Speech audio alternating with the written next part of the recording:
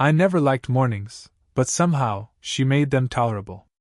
The coffee shop was half empty that Tuesday, just the clatter of cups, the hiss of the espresso machine, and that faint hum of an old refrigerator that always seemed too loud when no one was talking.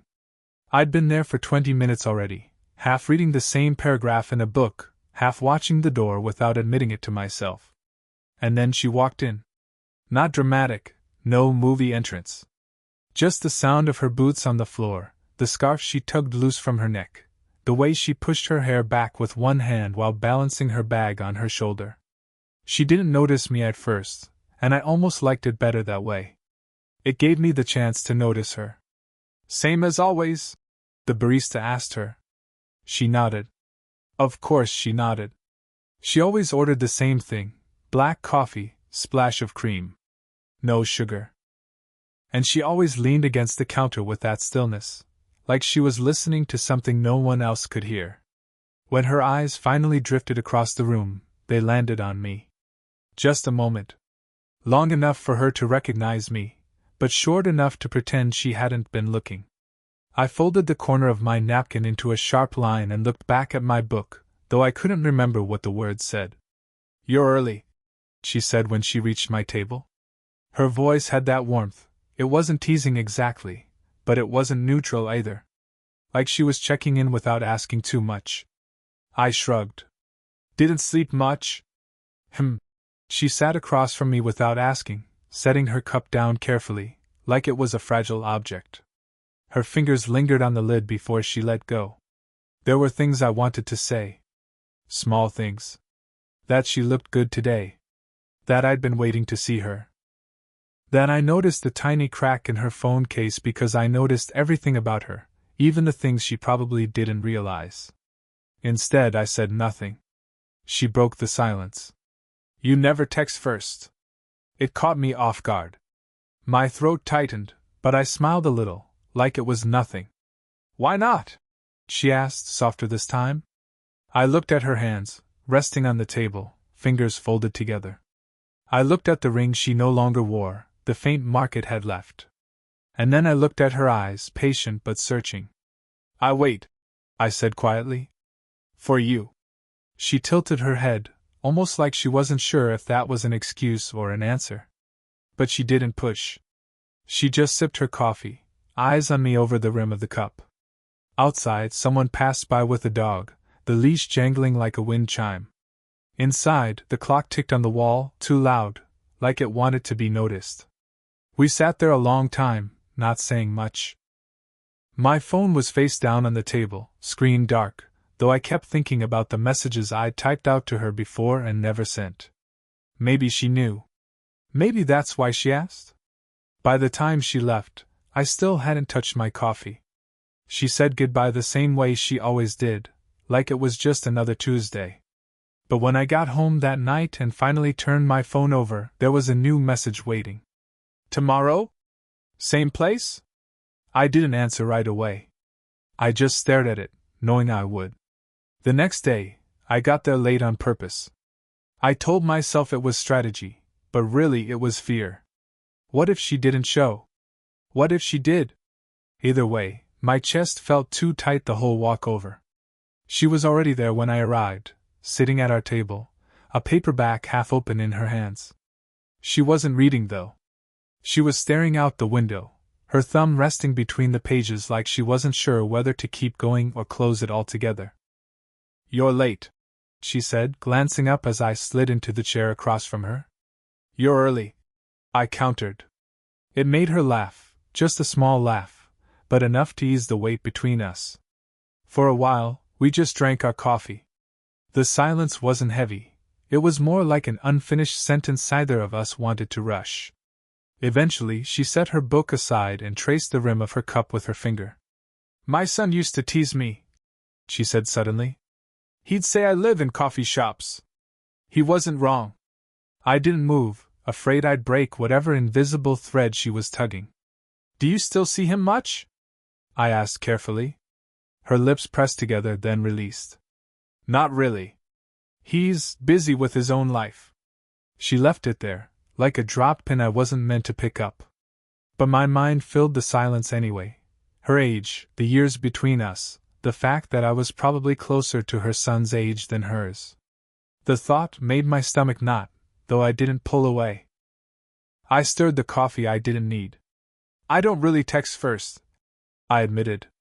Not just with you. With anyone. I picture the reply before it even comes, and then I don't send it. Safer that way.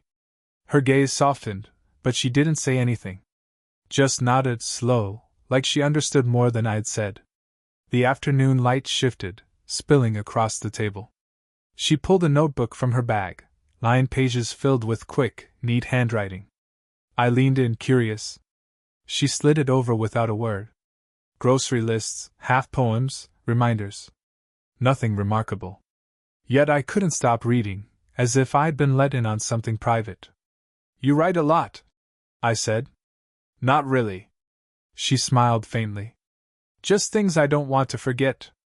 I closed the notebook and pushed it back toward her, careful not to touch her hand but close enough that I noticed when her fingers stilled. We sat like that, quiet, the air full of things unsaid. My phone buzzed in my pocket, but I didn't reach for it. For once, the silence didn't feel empty, it felt suspended, fragile. When she finally stood to leave, she touched my shoulder. Just a brush, light, almost nothing. But it was more than nothing. It was the kind of touch you pretend not to notice, and then think about the entire night after. I don't know why that moment stayed with me. Maybe because it felt like someone finally saw me. The coffee shop felt different that week. Too bright. Too loud. Or maybe it was just me, too aware of the way she sat across from me, the way her sleeve brushed the table when she leaned forward. We'd fallen into a rhythm, coffee, silence, fragments of conversation. But today it stuttered. She checked her phone more than usual. I stirred my drink too long, watching the swirl instead of her eyes. You're quiet, she said. I half smiled. You too. She tilted her head like she wanted to say something more, but her lips pressed shut. For a few minutes neither of us spoke. I tapped my fingers on the side of the cup. She adjusted her scarf even though it wasn't cold. Small, restless movements. Then she said, almost too softly, "Sometimes I wonder what you're doing here." I looked up. What do you mean? You could be anywhere. With people your age. Friends. She trailed off, shaking her head. Forget it. I wanted to answer, to explain. That I liked it here, with her, that this table felt more like home than anywhere else lately. But before I could, someone called her name. It was a neighbor, middle-aged, carrying a toddler on one hip. They stopped at our table, smiling too wide. Didn't expect to see you here. Her posture changed in an instant, straightening, smoothing her hair, polite but distant. I sat frozen, just another face at the table. The neighbor asked a few questions, all light, but I caught the glance they gave me. Curious. Maybe suspicious. When they left, the silence between us was heavier than before. She exhaled. That's what I mean. People notice. I nodded slowly, though the knot in my chest tightened. She wasn't wrong. Still, the thought of not seeing her at this table felt unbearable. We packed up earlier than usual. She slipped her notebook into her bag, her hands moving faster than they needed to. I stood, waiting, not sure if I should walk her out or just leave it there. Outside, the air was cool, the sky the color of wet concrete. We paused on the sidewalk, both of us hesitating. I should go, she said finally. But she didn't move. I shifted my weight, searching for something steady to hold on to. Do you want me to? I stopped. The words tangled in my throat. She looked at me then, really looked. Eyes steady, lips parted like she might say something she'd regret. My heart thudded too loud. For a second, just 1 second, I thought she might lean closer. Her hand lifted slightly, then dropped back to her side. Instead, she gave the smallest smile. Good night. And walked away. I stood there, hands shoved in my pockets, replaying the almost of it all. The nearly. The space where something could have happened, but didn't. It wasn't planned. We just ended up walking the same direction after leaving the cafe. The street was quiet, row houses, trees just starting to yellow, the faint sound of someone's TV leaking from an open window. We walked side by side, but not close enough to brush shoulders. My hands stayed jammed in my pockets. Hers wrapped around the strap of her bag like it might slip away if she didn't hold tight. "You always walk this way?" I asked. "Most days." I nodded. It was nothing, but it felt like something. At the corner, she stopped. A small park stretched out, benches half empty, kids playing at the far end. She looked toward one of the benches and sat, exhaling as if she'd been holding her breath too long. I followed, sitting a little too carefully, leaving space between us. She leaned forward, elbows on her knees, staring at the ground. "You know what I hate?" she said. "What?" "The way people look. When they think they've figured something out. When they haven't. Or maybe when they have." Her voice was low, but it carried. I didn't answer right away. A leaf blew across the pavement between us. I watched it skid and catch against her shoe. "Yesterday," she went on, "my sister asked if I was seeing anyone. I laughed. Said no. But she just gave me that look. Like she didn't believe me." I shifted, restless. And it made me realize I didn't know what to tell her. Not really. The silence after was thick. My throat felt dry. I wanted to reach across that gap, touch her hand, anchor her. Instead, I clenched my fists inside my pockets. She turned then, eyes on me steady. "You shouldn't sit here with me like this. People will think—" She broke off. The words hung there, unfinished. "Think what?" My voice cracked a little. Her gaze didn't waver. "That you want something you shouldn't." The air between us felt electric. I laughed once too sharp. "What if I do?" Her lips parted, but no words came. She just stared, and I realized I'd said more than I meant to. Or maybe exactly what I meant. The kids at the far end of the park shouted, a ball bouncing against the fence. The world kept moving, but here, at this bench, it felt suspended. She sat back slowly, as if retreating into herself. Her hand brushed against mine on the bench, barely, accidentally, but it made my whole body still. Neither of us moved. "I don't know what this is," she whispered. "Neither do I," I admitted. We didn't look at each other then. Just sat, breathing the same air, waiting for something neither of us dared to name. Her question lingered unfinished, hanging heavy between us. Was it warning or invitation? I couldn't tell. The next week, she wasn't at the cafe. At first, I thought I'd misjudged the time. I ordered my coffee, sat at our table, checked the door every time it opened. But 2 hours passed, and she never came. The following day, same thing. No scarf, no soft smile, no notebook sliding across the table. Just the scrape of chairs, strangers' voices, the hum of the fridge. By the third day, I stopped going. Not because I didn't want to see her, but because sitting there alone felt like announcing something to the whole room, something I couldn't name. I told myself maybe she was busy, or sick, or tired of the stairs. But doubt grew fast in the quiet spaces. My mind replayed her words on the bench. People will think you want something you shouldn't.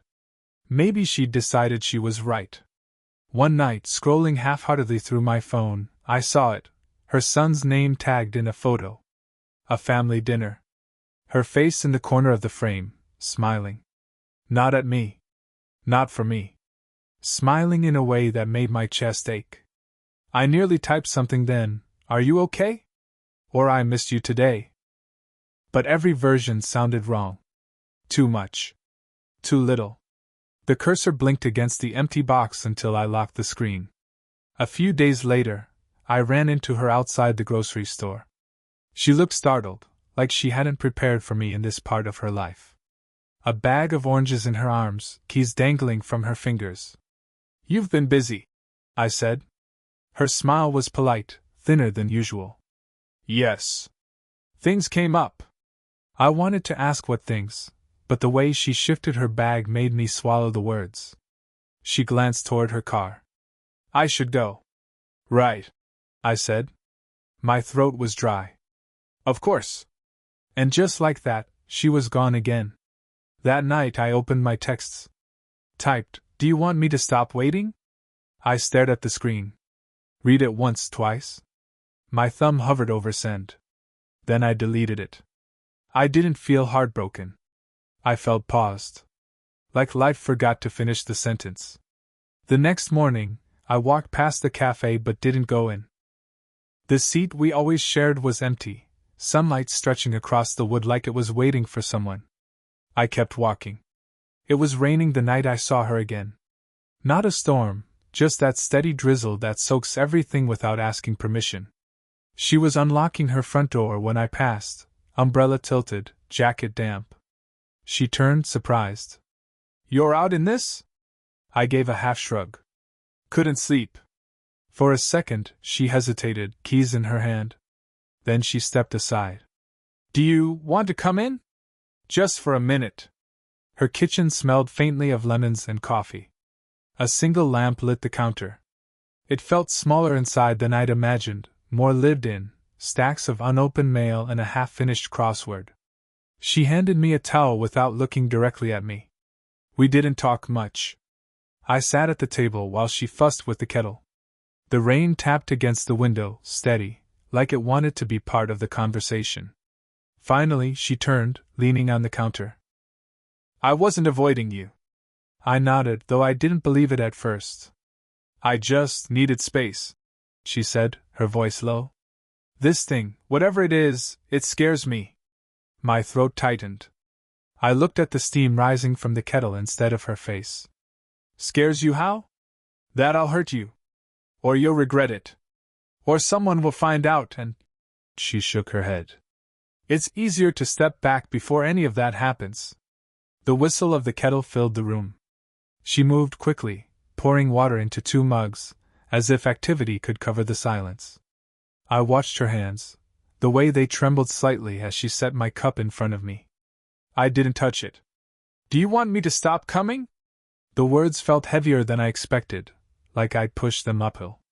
She sat across from me, shoulders slumped. For a moment, I thought she might say yes. But instead she sighed. "No. That's the problem." We stared at each other, either moving. Everything I hadn't said pressed at the back of my teeth. All the unsent messages, all the near confessions, crowding the room. "I don't text first," I said quietly. "Because I wait. For you. Always." Her eyes flickered, something breaking, something softening. The rain kept at the window. I reached across the table, not boldly, not enough to close the space completely.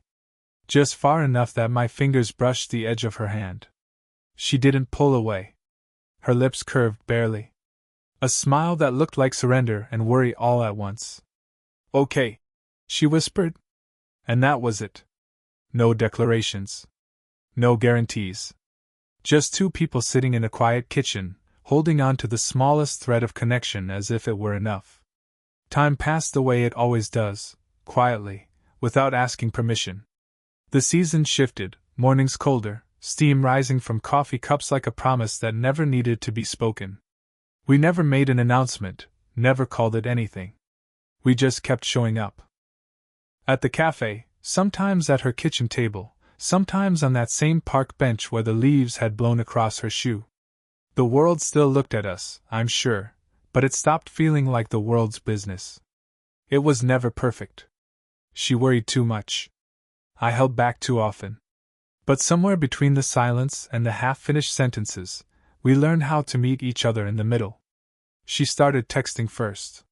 Small things at first, 8:47 a.m., coffee?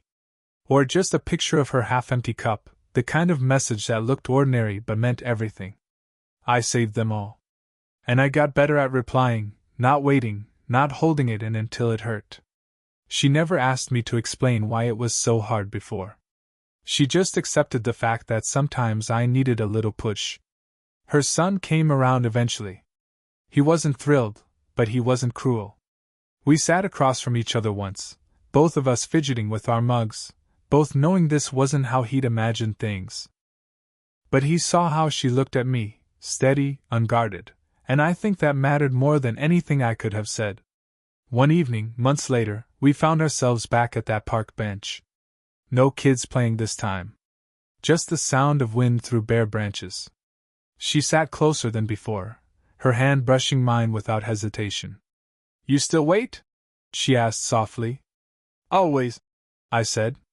And this time, it wasn't about fear or hesitation. It was just true. She smiled, the same small smile she'd given me in her kitchen that rainy night, the one that had cracked everything open. Life didn't change overnight. It didn't need to. She still drank her coffee black with cream. I still folded napkins without realizing. We built something in the small spaces, shared tea, late-night calls, quiet mornings when the world was still asleep. And maybe that's what real love is. Not fireworks. Not declarations. Just two people deciding, again and again, to show up. I don't know when I stopped feeling paused. Maybe it was that first text she sent. Maybe it was the way she leaned against me on the bench without pulling away. Or maybe it was simply that, for once, the sentence finished itself. And it ended like this, simple, steady enough. Engagement close. Did this story stay with you? What kind of quiet, real love stories do you want to hear next?